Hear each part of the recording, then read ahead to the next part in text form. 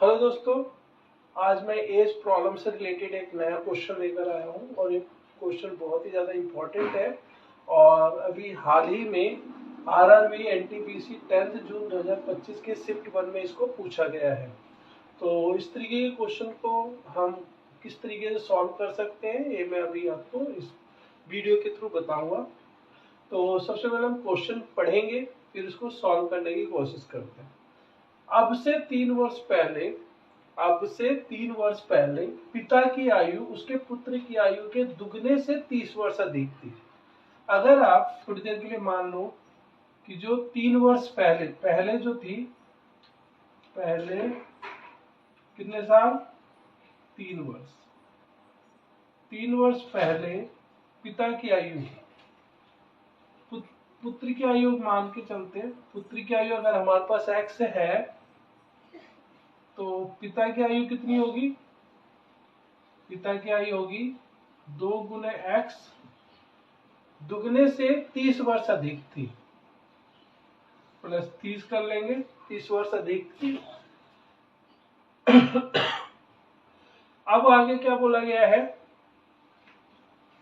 अब से यानी आज से कितने वर्ष बाद उसकी आयु, उसकी मतलब पिता की आयु उसके पुत्र की आयु की दुगनी होगी।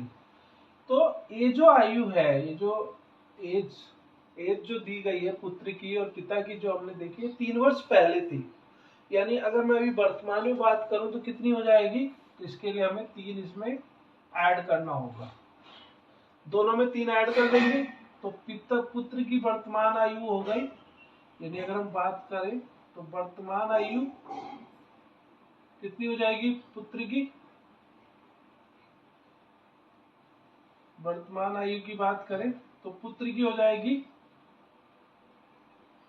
3 वर्ष ऐड कर देंगे तो यानी आ जाएगी, पुत्र की हो जाएगी x प्लस 3, पिता की हो जाएगी 2x प्लस 33। लेकिन सिचुएशन क्या दी गई है, ये दी गई है कि कितने वर्ष बाद उसकी आयु यानी पिता की आयु उसके पुत्र की आयु की दुगनी होगी। अगर मैं मान के चलूं कि आज से 3 वर्ष, आज से कुछ साल बाद यानी कुछ समय के बाद पिता की आयु पुत्र की आयु की दुगनी होगी। तो अगर मैं इसमें ऐड कर देता हूँ y वर्ष, यानी एक कोई वेरिएबल ऐड कर देता हूँ दोनों में, तो जो ए वाली जो आयु होगी यानी पिता की आयु जो होगी पुत्र की आयु की दुगनी होगी। तो यानी 2x प्लस 33 प्लस y बराबर होगा इसके डबल के। यानी अगर मैं इस पूरे नंबर को 2 से मल्टीप्लाई कर देता हूँ तो मुझे पिता की आयु मिल जाएगी। तो यानी अगर मैं 2 से मल्टीप्लाई करूंगा तो 2x प्लस 6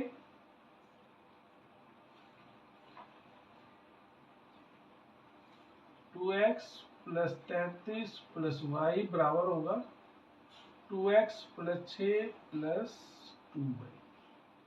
ठीक है, 2x से 2x कैंसिल हो जाएगा तो बचेगा क्या, ये वाला y को हम इधर ट्रांसफर कर देंगे और इस 6 को इधर ट्रांसफर कर देंगे, तो 2y में से y माइनस हो जाएगा।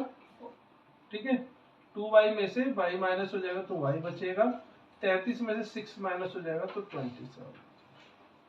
तो 27 जो कि ऑप्शन नंबर डी है, तो ये हमारा राइट आंसर है।